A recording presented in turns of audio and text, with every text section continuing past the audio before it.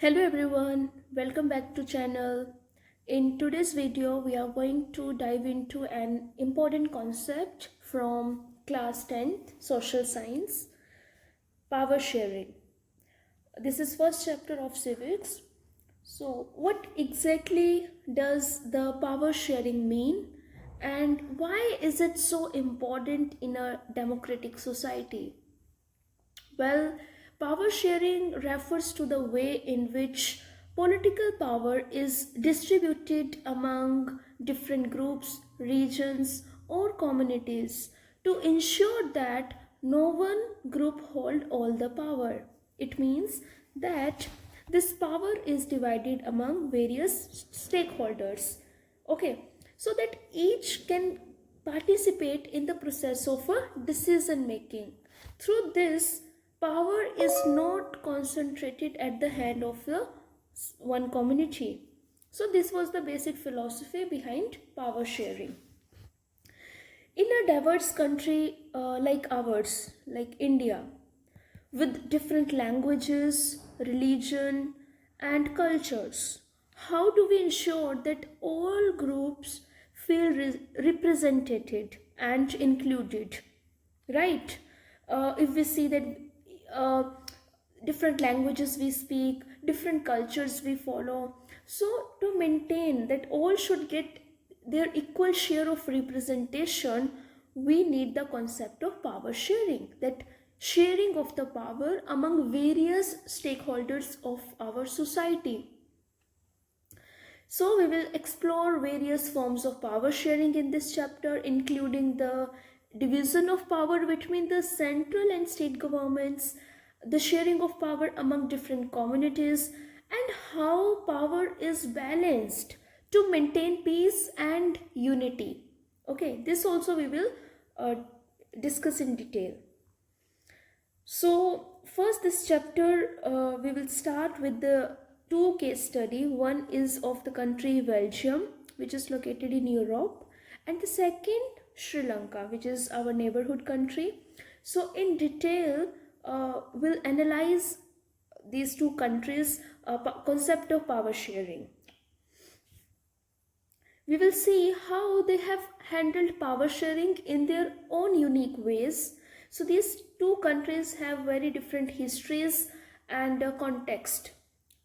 And first we will explore Belgium, a country with a significant ethnic diversity, and we will see how it adopted a model of power sharing to maintain harmony, and that is the very best example how Belgium overcome with the prevailing challenges of that time, how they adopted the philosophy of unity, harmony, and representation of all the sections of the society.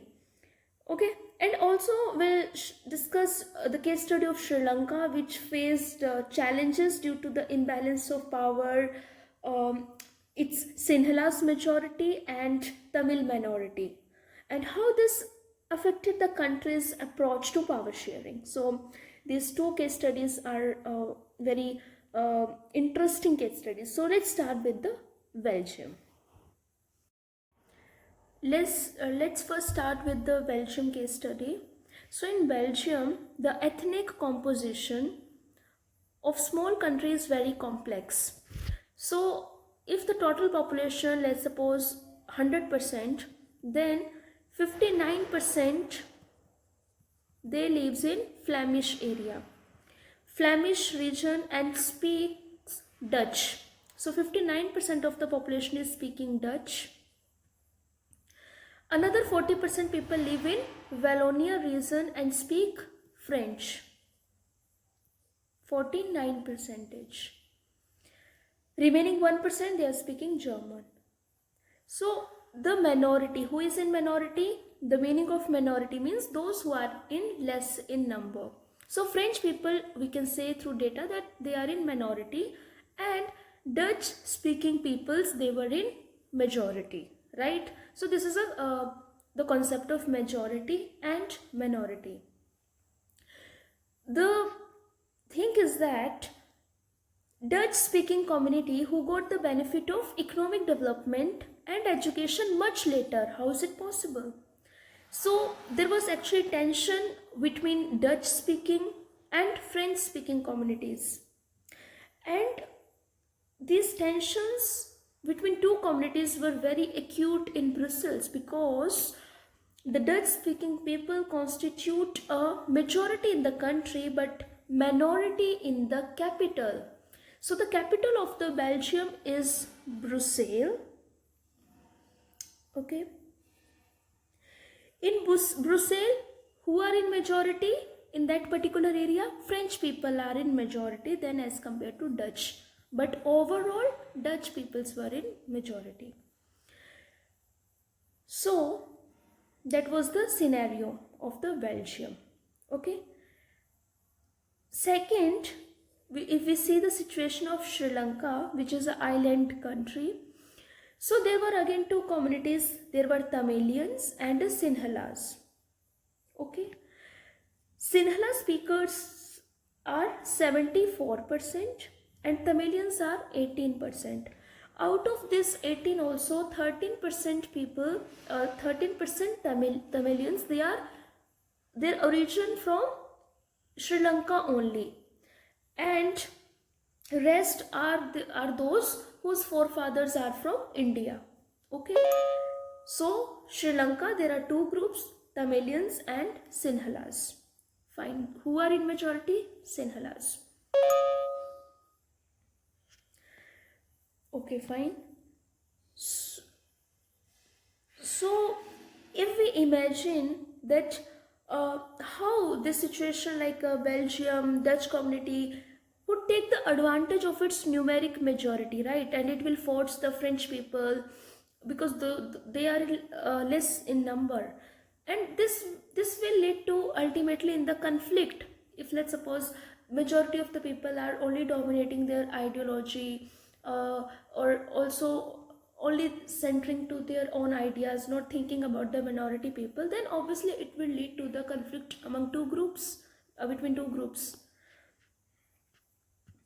And that happened in Sri Lanka, which is also known as majoritarianism. As we know that Sri Lanka got independence in 1948. In 1956, Sinhala, those who were in majority, they passed an act where official language they decided to be as a Sinhala, and they disregarded Tamil language.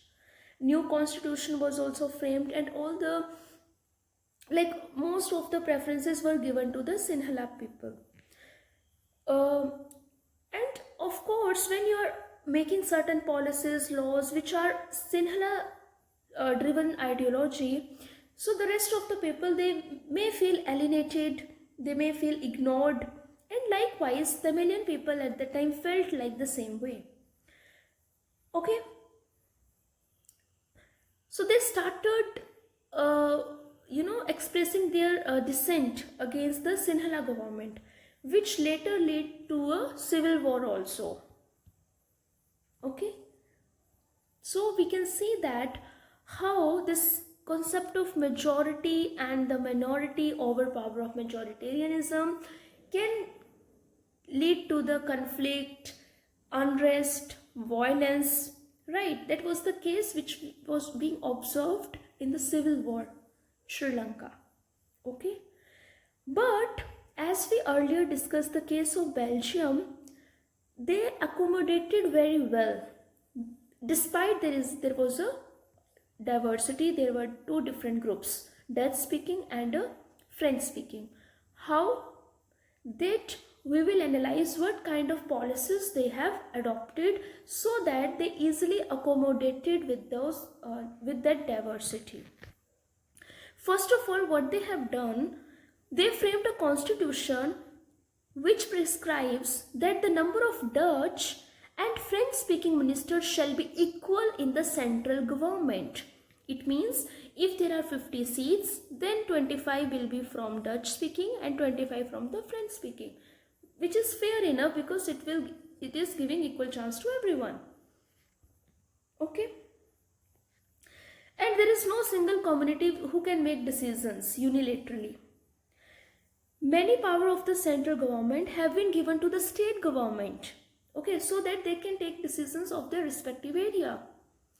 So we have seen that in Brazil, there were French people were in more in numbers, right? So they formed a separate government in which both the communities have equal representations. Again, in Brussels, which is capital of Belgium, what they have adopted, equal representation, so that both the groups can get equal share. French speaking people accepted equal representation in Brussels because the Dutch speaking community has accepted equal representation in the central government. So it was a kind of a fair deal for both the parties. Okay. Apart from the central and state government, there was also a third kind of government, which is community government. Community means when it is elected by people belonging to one language community.